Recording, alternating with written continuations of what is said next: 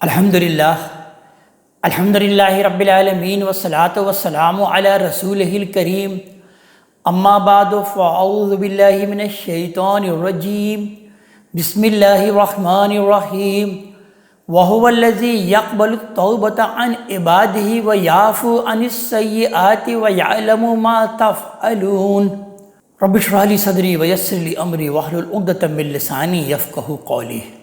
یہ سورہ شورى کی آیت نمبر 25 ہے، جس سے ہم آج کے مطالعہ قرآن حکیم کی ابتدا کر رہے ہیں۔ سورہ شورى کے بارے میں جیسا کہ عرض کیا جا چکا ہے کہ اس میں مختلف قسم کے مضامین کے ساتھ ساتھ نبی کریم صلی اللہ علیہ وآلہ وسلم کو اس میں بار بار یہ تسلی بھی دی گئی ہے کہ آپ کی ذمہ داری لوگوں کو واضح طور پر حق پہنچا دینے کی تھی اور وہ آپ نے پوری کر دی۔ اب لوگوں کے دلوں میں ایمان اتار دینا یہ آپ کی ذمہ داری نہیں ہے۔ اب ان کا معاملہ آپ اللہ تبارک تعالیٰ ہی کے حوالے کریں۔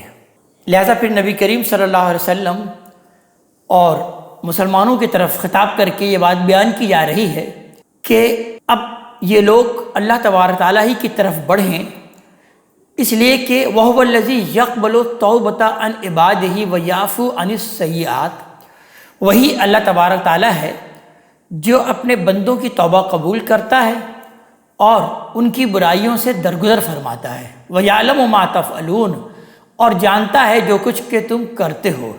وَيَسْتَجِيبُ الَّذِينَ آمَنُوا وَعَمِلُوا الصَّالِحَاتِ، ایمان والے اور نیک عمل کرنے والے تو اس کی دعوت کو قبول کرتے ہیں۔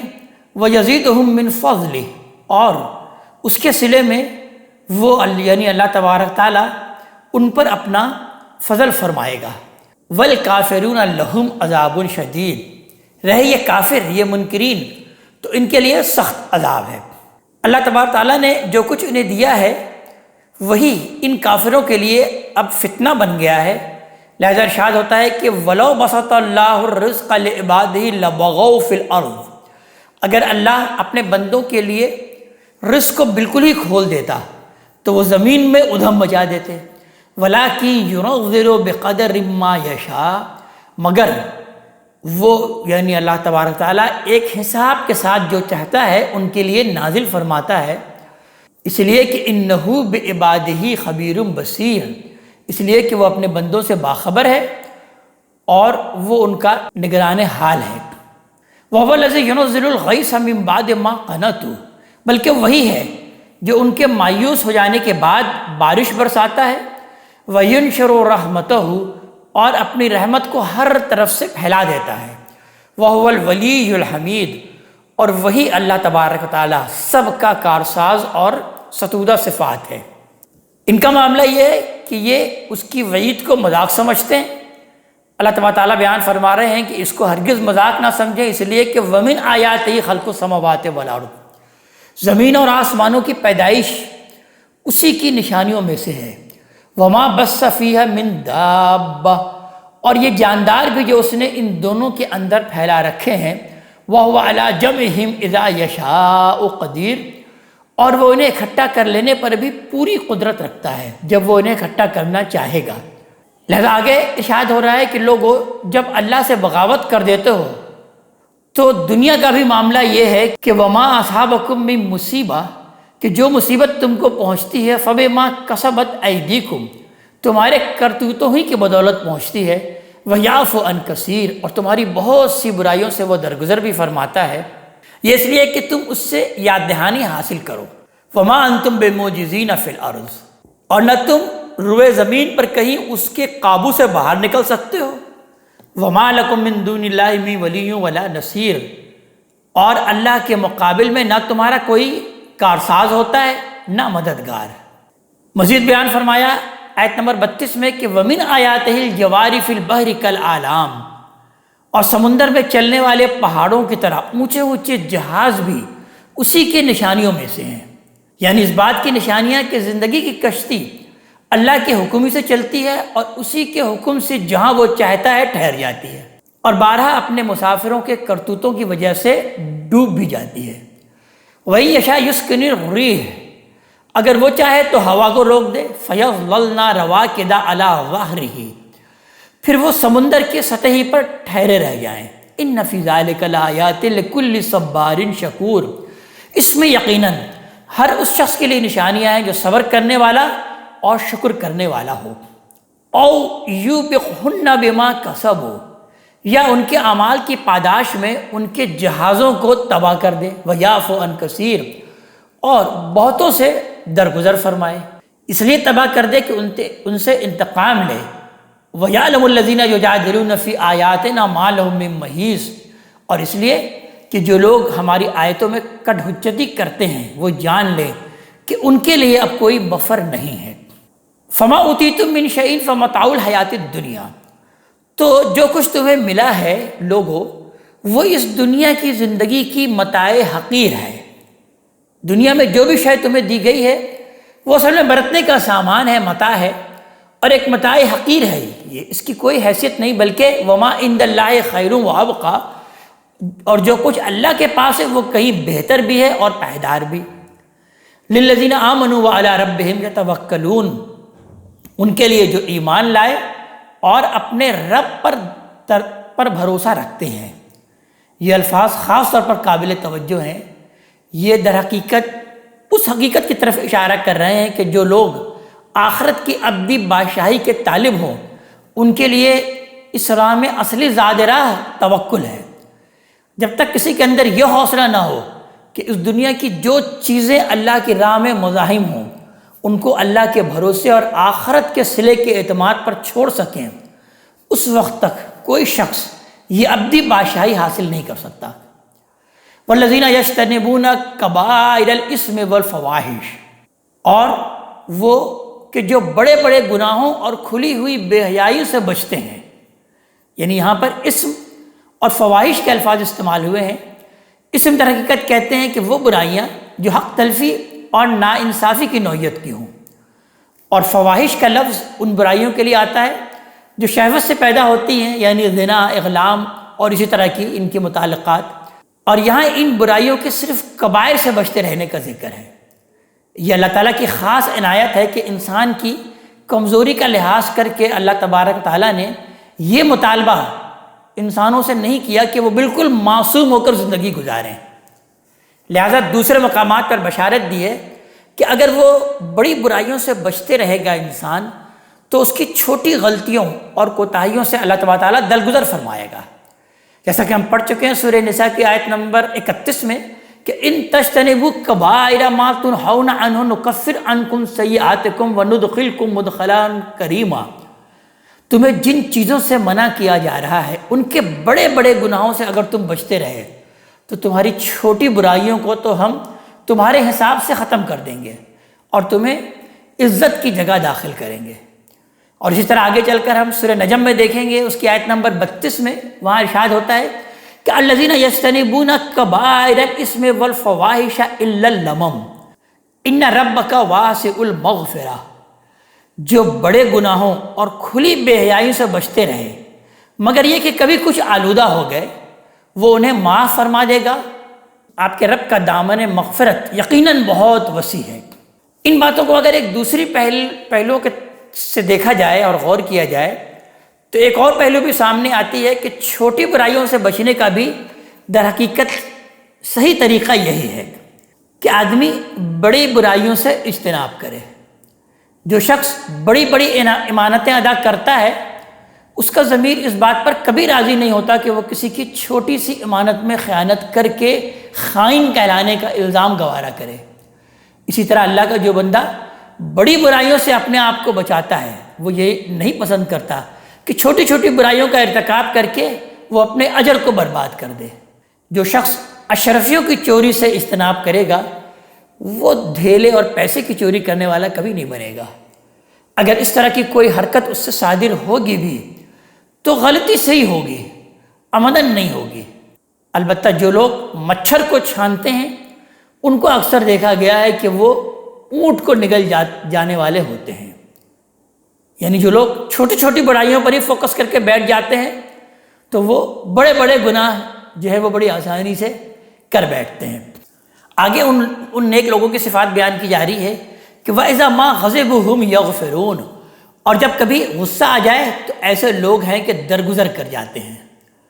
غصہ اگر دیکھا جائے تو اپنی ذات میں کوئی برائی نہیں ہے، یہ انسان کی حمیت اور غیرت اور عزت نفس کا ایک فطری تقاضا ہے، لیکن اس معاملے میں حدود سے تجاوز نہیں کرنا چاہیے۔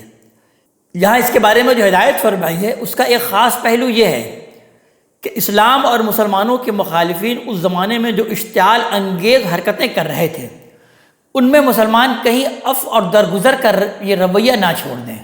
لہٰذا آیت میں ہم کی ضمیر کا اظہار بھی اسی مقصد سے اور یہ زور پیدا کرنے کے لیے ہوا ہے کہ اگرچہ یہ کام نہایت کٹھن ہے مگر آفرین کے مستحق ہیں وہی لوگ جو یہ کڑوے گھونٹ حلق سے اتارتے ہیں۔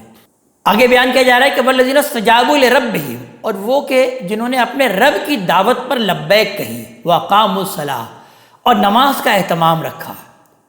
ایمان کی دعوت قبول کرنے کے بعد یہ اس کی اولین منظر کا ذکر ہے کہ جو اگر سامنے نہیں آیا تو گویا ایمان کی دعوت ہی قبول نہیں کی گئی۔ اس کے اہتمام سے مراد یہ ہے کہ اسے برقرار رکھا جائے، یہ نماز کو اسے پورے آداب کے ساتھ ادا کیا جائے اور اپنے شب و روز میں اس کو بالکل کنٹینیو رکھا جائے۔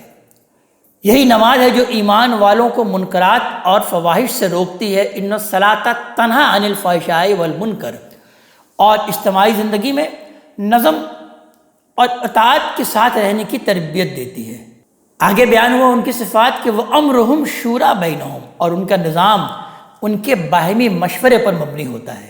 ہجرت اور برات کے مرحلے میں یہ گویا لطیف اسلوب میں اس بات کی بشارت ہے کہ مسلمانوں کے لیے اب ایک سیاسی اور اجتماعی حیات کی صورت میں منظم ہونے کا وقت آ گیا ہے۔ یہ ذکر نماز کے بعد کیا گیا ہے اور اس بات کا اشارہ ہے کہ وہ اللہ کے سامنے بھی سر جھکا دینے والے ہوتے ہیں، کبھی سرکشی کی روش اختیار نہیں کرتے۔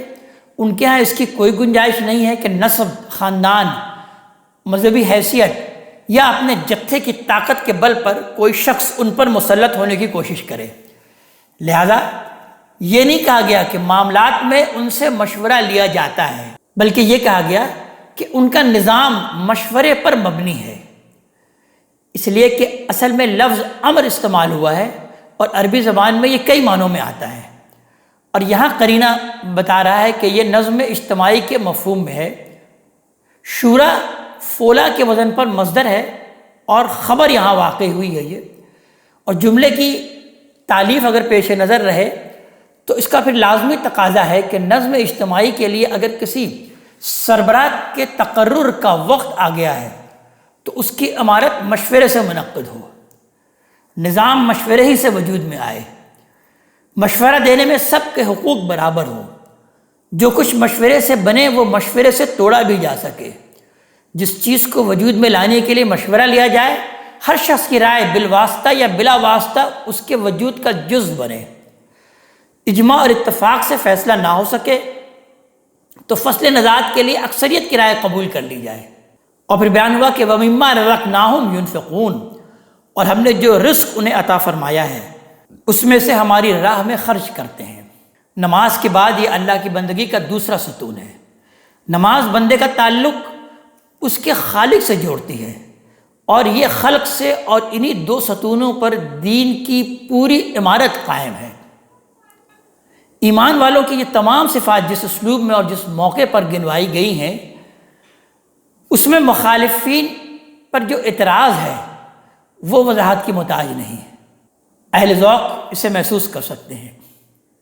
آگے ان کی صفت بیان کی جا رہی ہے کہ والذین اذا اصابہم البغی ہم ینتصرون، اور وہ کہ جو بدلہ اس وقت لیتے ہیں جب ان پر زیادتی کی جاتی ہے۔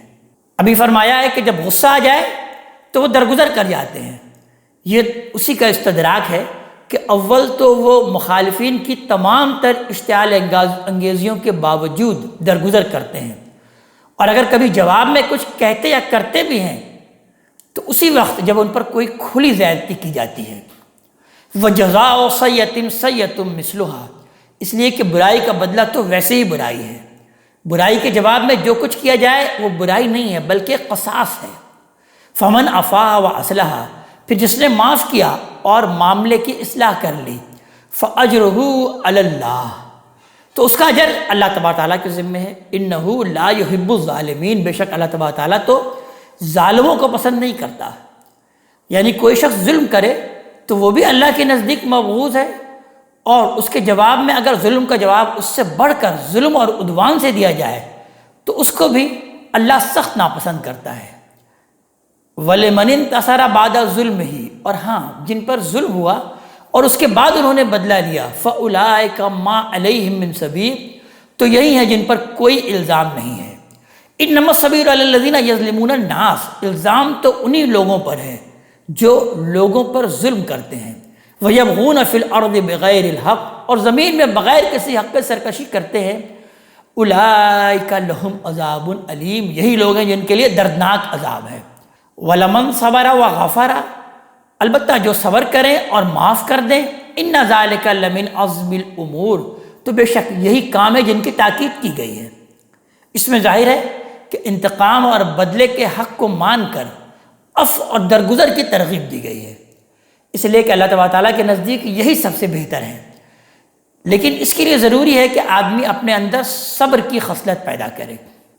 اس کے بعد پھر آگے آیت نمبر 44 میں ارشاد ہوتا ہے کہ اب یہ ظالم جو لوگ ہیں وہ تو اب گمراہی میں پڑ چکے ہیں، لہذا نبی کریم صلی اللہ علیہ وسلم کو مخاطب کر کے اللہ تبارک تعالیٰ بیان فرما رہے ہیں کہ وَمَن يُضْلِلِ اللَّهُ، اور جنہیں اللہ اپنے قانون کے مطابق گمراہی میں ڈال دے، فَمَا لَهُ مِن وَلِيٍّ مِّن بَعْدِهِ، تو اس کے بعد پھر ان کا کوئی کارساز نہیں ہو سکتا۔ وَتَرَى الظَّالِمِينَ، اور آپ ان ظالموں کو دیکھیں گے، لَمَّا رَأَوُا الْعَذَابَ، کہ جب عذاب سے دوچار ہوں گے، یقولون، تو حسرت سے کہیں گے، هَلْ إِلَىٰ مَرَدٍّ مِّن سَبِيلٍ، کہ کیا دنیا میں واپس جانے کی بھی کوئی سبیل ہے۔ وَتَرَاهُمْ يُعْرَضُونَ عَلَيْهَا، اور آپ ان کو دیکھیں گے کہ اس طرح دوزخ کے روبرو لائے جائیں گے، خاشعین من الذل، کہ ذلت سے جھکے ہوئے، ینظرون من طرف خفی، کنکھیوں سے دیکھتے ہوں گے، یعنی بالکل اسی طرح جیسے کسی مجرم کو مقتل کی طرف لے جایا جائے تو وہ اپنے جلاد یا مقتل کو دیکھتا ہے۔ وقال الذین آمنوا، اس وقت اہل ایمان کہیں گے، ان الخاسرین الذین خسروا انفسهم واہلیہم یوم القیامہ، کہ حقیقت میں خسارے والے تو وہ ہیں جنہوں نے قیامت کے دن اپنے آپ کو اور اپنے لوگوں کو خسارے میں ڈال دیا۔ الا ان الظالمین فی عذاب مقیم، تو لہذا سنو یہ ظالم یقیناً ایک دائمی عذاب میں پڑیں گے۔ وما کان لہم من اولیاء، اور وہاں ان کے کوئی سرپرست نہیں ہوں گے، ینصرونہم من دون اللہ، جو اللہ کے مقابل میں ان کی مدد کر سکیں۔ ومن یضلل اللہ فما لہ من سبیل، حقیقت یہ ہے کہ جس کو اللہ گمراہ کر دے تو پھر اس کے لیے نجات کی کوئی راہ نہیں ہے۔ لہذا اب آگے بیان ہو رہا ہے کہ لوگوں اب بھی وقت ہے، استجیبوا لربکم، تم اپنے رب کی دعوت پر لبیک کہو۔ یہ جو ایمان کی دعوت اللہ تبارک تعالیٰ دے رہے ہیں اپنے نبی کے ذریعے سے، اس کو قبول کرو۔ من قبل ان یاتی یوم لا مرد لہ من اللہ، اس سے پہلے کہ اللہ کی طرف سے ایک ایسا دن آ جائے جو ٹلنے والا نہیں ہے۔ ما لکم من ملجا یومئذ وما لکم من نکیر، اس دن تمہارے لیے نہ کوئی پناہ ہوگی اور نہ تم کسی چیز کو رد کر سکو گے۔ فَإِنْ أَعْرَضُوا، اس پر بھی اگر اعراض کرے تو فَمَا أَرْسَلْنَاكَ عَلَيْهِمْ حَفِيظًا، تو ہم نے اے پیغمبر آپ کو ان پر کوئی دروغہ نہیں مقرر کیا ہے۔ إِنَّ عَلَيْكَ إِلَّا الْبَلَاغَ، آپ کے اوپر تو صرف پہنچا دینے ہی کی ذمہ داری ہے، بلاغ کی ہی ذمہ داری ہے۔ وَإِنَّا إِذَا أَذَقْنَا الْإِنسَانَ مِنَّا رَحْمَةً، انسان کا حال تو یہی ہے کہ اس کو جب ہم اپنی کسی رحمت سے نوازتے ہیں، فَرِحَ بِهَا، تو اس پر اترانے لگتا ہے۔ وَإِن تُصِبْهُمْ سَيِّئَةٌ بِمَا قَدَّمَتْ أَيْدِيهِمْ، اور اگر لوگوں کے اعمال کی پاداش میں ان کو کوئی افتاد پیش آ جائے جو انہوں نے آگے بھیجے ہیں، فَإِنَّ الْإِنسَانَ كَفُورٌ، تو اس وقت انسان بڑا ہی ناشکرہ بن جاتا ہے۔ لہذا آگے ارشاد ہو رہا ہے کہ یہ جو چاہیں کہیں، حقیقت یہی ہے کہ للہ ملک السماوات والارض، زمین اور آسمانوں کی بادشاہی اللہ ہی کی ہے۔ یخلق ما یشاء، وہ جو چاہتا ہے پیدا کرتا ہے۔ یہب لمن یشاء اناسا، جن کو چاہتا ہے بیٹیاں عطا فرماتا ہے۔ ویہب لمن یشاء الذکور، اور جن کو چاہتا ہے بیٹے عطا فرماتا ہے۔ او یزوجہم ذکرانا و اناسا، یا ان کو بیٹے اور بیٹیاں ملا کر بخشتا ہے۔ ویجعل من یشاء عقیما، اور جن کو چاہتا ہے بے اولاد رکھتا ہے۔ انہ علیم قدیر، اس میں شک نہیں ہے کہ وہ سب کچھ جانتا ہے ہر چیز پر قدرت رکھتا ہے۔ آگے ارشاد ہو رہا ہے کہ انہیں اصرار ہے کہ اللہ ان سے براہ راست کیوں کلام نہیں کرتا، یعنی یہ ان کا اعتراض تھا کہ اگر اللہ تعالیٰ کو کلام کرنا ہی تھا تو اس نے ایک نبی کا کیوں انتخاب کیا، اور آپ کے ذریعے سے کیوں ہمیں پیغام پہنچا رہے ہیں اللہ تبارک و تعالیٰ، ہم سے براہ راست کلام کیوں نہیں کرتے؟ تو اللہ تعالیٰ اس کا جواب دے رہے ہیں کہ وما کان لبشر ان یکلمہ اللہ، کسی انسان کے یہ شان نہیں ہے کہ اللہ اس سے روبرو بات کرے، یعنی کسی انسان کا درجہ اور مقام نہیں ہے اور نہ وہ اس کی تاب لا سکتا ہے، لہذا یہ اسی کی کمزوری ہے جس کی بنا پر اللہ تعالیٰ نے اس سے کبھی براہ راست کلام نہیں کیا۔ الا وحی، ہاں الا یہ کہ وہ وحی کے ذریعے سے، یہاں وحی سے مراد اصل میں دل میں بات ڈال دینا ہے، اور انبیاء علیہ السلام کے دل میں یہ بات، جیسا کہ آیت میں ان یکلمہ اللہ کے الفاظ سے واضح ہے کہ محض فکر اور خیال کی صورت میں نہیں بلکہ کلام کی صورت میں ڈالی جاتی ہے، جس کو وہ سنتے سمجھتے اور محفوظ کر لیتے ہیں۔ اور روایتوں سے معلوم ہوتا ہے کہ بہت سے موقعوں پر نبی کریم صلی اللہ علیہ وسلم کے ساتھ اسی طریقے سے کلام کیا گیا، او من وراء حجاب، یا پردے کے پیچھے سے۔ یہ طریقہ صرف موسیٰ علیہ السلام کے ساتھ اختیار کیا گیا، ان کے سوا یہ شرف کسی کو حاصل نہیں ہوا۔ اور یرسل رسولا فیوحی باذنہ ما یشاء، یا پھر کوئی فرشتہ بھیجے کہ وہ اس کے اذن سے اور جو وہ چاہے وہی کر دے۔ اس صورت میں بھی فرشتہ بین ہی کلام الہی کو وحی کرتا ہے۔ قرآن میں وضاحت ہے کہ خود اس کا نزول بھی اسی طریقے سے ہوا، اور پھر اسی سے قیاس کیا جا سکتا ہے کہ باقی جتنی بھی کتابیں ہیں اسی طرح سے نازل کی گئی ہوں گی۔ اس میں شبہ نہیں ہے کہ اللہ تبارک تعالیٰ فرشتوں کو بشری صورت میں بھیج کر اور بعض اوقات رویا کے ذریعے سے بھی اپنے خاص بندوں کو اپنے بعض ارادوں سے آگاہ فرماتا ہے۔ قرآن اور حدیث میں اس کی متعدد مثالیں مذکور ہیں، مگر یہ کلام کرنا نہیں ہے، اور یہاں در حقیقت کلام زیر بحث ہے، اس وجہ سے ان طریقوں کا ذکر نہیں کیا گیا۔ انہو علی حکیم، یقیناً وہ اللہ تبارک تعالیٰ تو بڑا ہی عالی مقام ہے اور بڑی حکمت والا ہے۔ یا آخر میں قرآن کے عام اسلوب کے مطابق اللہ تبارک تعالیٰ نے اپنی دو صفات کا حوالہ کر دیا۔ ان دونوں صفاتوں کو جمع کرنے سے یہ بات نکلتی ہے کہ اللہ تعالیٰ کی ذات اتنی بلند اور بالا ہے کہ نہ اس کو کسی سے کلام کی ضرورت ہے، اور نہ کوئی یہ درجہ اور مرتبہ رکھتا ہے کہ اس سے ہم کلام ہو سکے، لیکن اس عظمت اور رافت کے ساتھ وہ حکیم، عادل اور رحیم بھی ہے۔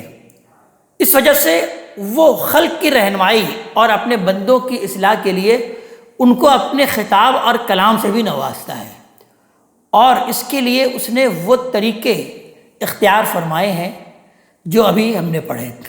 یعنی مطلب یہ ہے کہ اس سے آگے بڑھ کر جو لوگ یہ مطالبہ کر رہے ہیں کہ اللہ ان میں سے ہر ایک سے براہ راست بات کرے، تو اس قسم کے لوگ نہ تو اللہ کی عظمت سے آگاہ ہیں اور نہ اپنی بے حقیقتی سے وہ کچھ واقف ہیں۔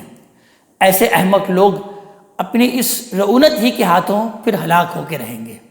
لہذا پھر اب آخری میں ارشاد ہو رہا ہے کہ وَكَذَلِكَ أَوْحَيْنَا إِلَيْكَ رُوحًا مِّنْ أَمْرِنَا، ہم نے آپ کی طرف بھی اے محمد صلی اللہ علیہ وآلہ وسلم اسی طرح اپنے حکم کی روح وحی کی ہے۔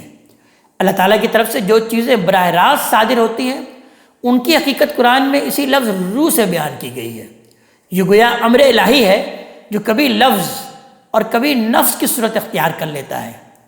سورہ بنی اسرائیل کی آیت نمبر 85 میں الروح من امر ربی کے لفظ استعمال ہوئے ہیں کہ وَيَسْأَلُونَكَ عَنِ الرُّوحِ قُلِ الرُّوحُ مِنْ أَمْرِ رَبِّي، وہ آپ سے روح کے متعلق پوچھتے ہیں جو آپ پر وحی کی جاتی ہے، تو ان سے کہہ دیں کہ یہ روح میرے رب کا ایک حکم ہے۔ اور یہاں اس صورت میں من امرنا کے الفاظ در حقیقت اسی طرف اشارہ کرتے ہیں۔ ان سے مخاطبین کو یہ تنبیہ کرنا بھی مقصود ہے کہ یہ روح امور غیب میں سے ہے، لہذا اس کی حقیقت اور ماہیت وہ اس دنیا میں کوئی شخص نہیں سمجھ سکتا، اور کسی شخص کو اسے سمجھنے کے درپے ہونا بھی نہیں چاہیے۔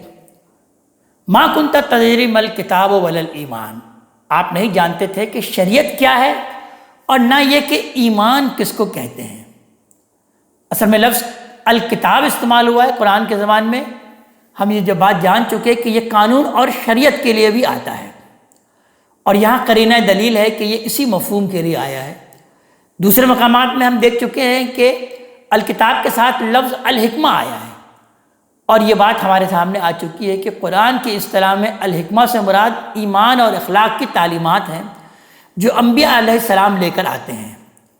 یہاں الکتاب کے ساتھ لفظ الایمان ہے، اور سورہ بنی اسرائیل میں اخلاقی تعلیمات کو بیان کرنے کے بعد بیان ہوا کہ ذالک مما اوحی الیک من ربک من الحکمہ، کہ الفاظ جو استعمال ہوئے ہیں قرآن نے گویا اپنی تعبیر کی خود تفسیر یہ کر دی کہ الحکمہ سے اس کی کیا مراد ہے۔ نبی کریم صلی اللہ علیہ وسلم کے لیے آیات میں ان دونوں سے آشنائی کی جو نفی کی گئی ہے وہ ان کی تفصیلات کے اعتبار سے ہے، اور نفی کا یہ اسلوب ہماری زبان میں بھی ایسے ہی بولا جاتا ہے۔ اس کے ہرگز یہ معنی نہیں ہے کہ نبوت سے پہلے آپ اللہ پر ایمان نہیں رکھتے تھے یا دین ابراہیمی کے احکام سے مکمل طور پر بھی واقف نہیں تھے۔ ولیکن جعلناہ نورا، مگر ہم نے اس کو روشنی بنا دیا، نہدی بہی من نشاء من عبادنا، جس سے ہم اپنے بندوں میں سے جس کو چاہتے ہیں راہ دکھاتے ہیں، یعنی جن کے اندر اس روشنی سے اکتساب کی صلاحیت پاتے ہیں ان کو راہ دکھا دیتے ہیں۔ وَإِنَّكَ لَتَهْدِي إِلَىٰ صِرَاطٍ مُسْتَقِيمٍ، یقیناً اس روح کا فیضان ہے کہ آپ ایک سیدھے راستے کی طرف رہنمائی کر رہے ہیں۔ صراط اللہ الذی لہ ما فی السماوات و ما فی الارض، اس اللہ کے راستے کی طرف کہ زمین اور آسمانوں میں جو کچھ ہے اسی کا ہے۔ الا الی اللہ تصیر الامور، تو سنو آگاہ ہو جاؤ تمام معاملات اللہ ہی کی طرف لوٹنے والے ہیں۔ اس آیت پر یہ سورہ مبارکہ اپنے اختتام کو پہنچتی ہے۔ اللہ تبارک تعالی ہمیں اپنے کلام کا فہم عطا فرمائے اور عمل کی توفیق عطا فرمائے۔ اقول قولی ھذا واستغفر اللہ لی ولکم ولسائر المسلمین والمسلمات۔